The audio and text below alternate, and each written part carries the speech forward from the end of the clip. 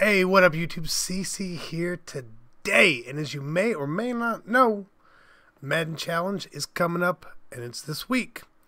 Now, the Madden Challenge is the online tournament where you do qualify, and the entire tournament is played on MUT Draft or Draft Champions.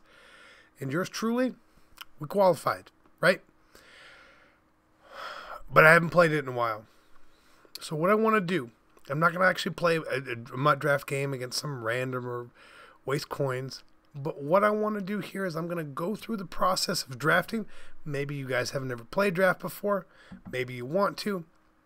And this is how I just to go through a process because I want to get a couple drafts in. I want to see how these things are really. But I'm also going to talk through it with you guys. So this playbook selection would not be very good for me. Without giving away too much, I would probably pick Carolina here, right? I'd pick Carolina. Now, the way that we play draft, competitive players, versus the way that the common, maybe a regular player would play, is a little different, right? We're really looking at a couple things. We're really maximizing based on scheme. I'm not doing a fastest player draft or a slowest or high. That doesn't exist. You're drafting particular for the scheme that you draft. So what a lot of people will do is when they see their playbooks, they will back out and they will go do research on all the playbooks that they have received, offense and defense, to find out which one works best for them and that they can run a scheme from. Right? Make sense? Following? Cool. But if you don't get any good cards in your round, you're kind of screwed. So Buda Baker there. He's the easy choice for me. He's fast, right? Fast, good. This round is tough, right? You've got a corner, no 91 zone. You really want to take him. He's a little fast, but he's PJ Williams isn't the choice there. Michael Pierce looks okay. He does have 90 strength, which stands out to me hugely. And Whitney Merciless though, 87 block shed, 91 power move. 88 hit power, that man can play on the D-line any day. As we get up here, the next level, this is another tough round. Solomon Thomas is a great card. It's a great card. 91 strength, 88 block shed. Trey Flowers doesn't quite have that. Nigel Bradham's not bad. He's not bad.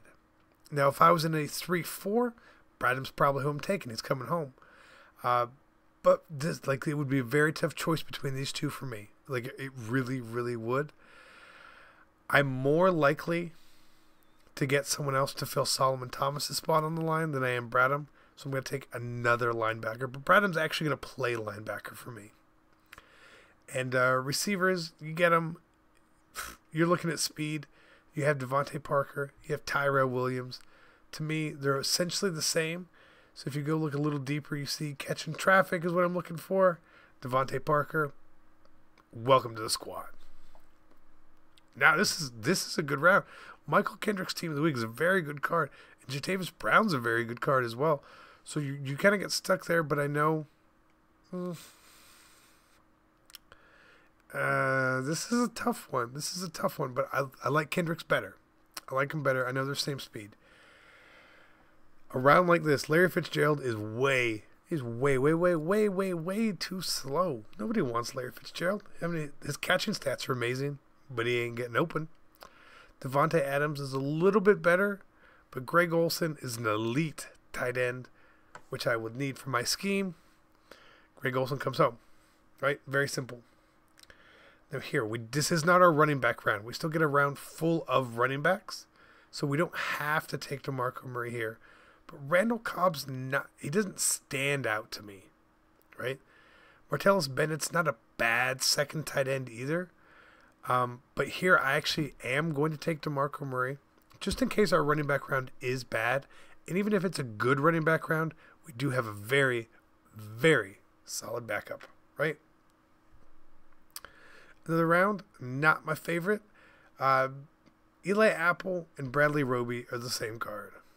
Josh Norman is slow. He's slow, but he's got a high play rack. So you have to sort of guess.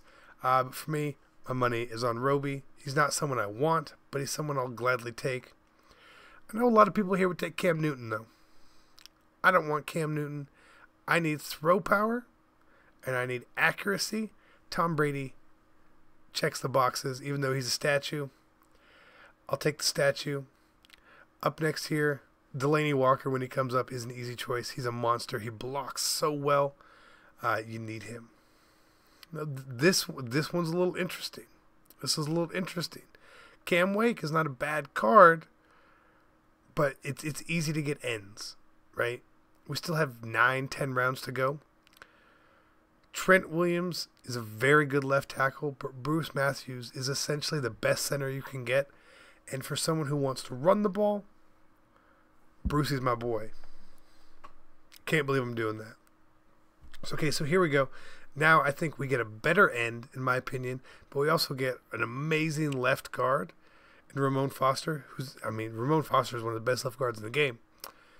But I know Ziggy Ansah does work, and I need somebody on. Like, I have to start bolstering my line somewhat. And here again, look, Tyron Smith or Richie Incognito. It's a tough choice. Haha's just too slow. He doesn't have the zone. He doesn't have the play rec. So do you want the elite left tackle or the elite guard? For me, I want my tackles to be better than my guards. I need to ensure my safety with people speed rushing around the edges every time. And here, Travis Benjamin's card is not very good. He's short, can't catch. Kenny Stills is a little bit taller, a little bit faster, a little bit at everything. You take Kenny Stills there. Now here's our running back round. Now it makes me happy. We chose DeMarco Murray. It's a good thing because these cards are all they're okay. The Melvin Gordon's a super balanced card. Tevin Coleman's okay, but I'm gonna take Melvin Gordon. Do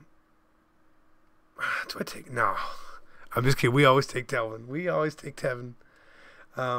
You gotta take Tevin, right? Again here, so we finally get a bit of a better receiver in Deshaun Jackson, but he's still not truly elite. Is he going to do a little bit better for us? I think we get a chance at a better receiver later on. And I'm going to take Marcus Cannon here, and I'm going to shore up my offensive line. I don't need offensive line anymore.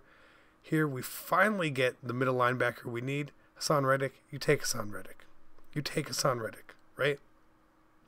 Now here we go. Jonathan Joseph is a good cornerback, but he's not checking off our boxes. We need a receiver, though. We have to take Stephon Diggs. I have to take Stephon Diggs. Now here, like I said, we already got a center. Check. I'm not too worried about guard in draft. I'm really not. But Aaron Donald is the perfect choice. Aaron Donald's a monster in draft. And then finally here, you get to this round and you have Reggie White, who's really good, Rod Woodson, who actually doesn't have 91 zone, or Rodney Harrison, who does. You get to this round, you got to take your 91 zone guy. So that's a very quick, very slight look into how drafting really works. When I actually have to draft my team, I'm going to go a lot slower, and I'm going to be a little more deliberate with it. Really trying to make sure that I'm maximizing each and every spot that I get. But just hope this gives you just a little insight into how people try and draft a little bit better. And wish me luck. Hopefully we don't get bounced in the first round, but honestly, we probably will. I'm not a great draft player. I know I'm not a great draft player. But if I get my right book and I get the fluke, I might see you guys in Burbank. Who knows? I'm out. Peace.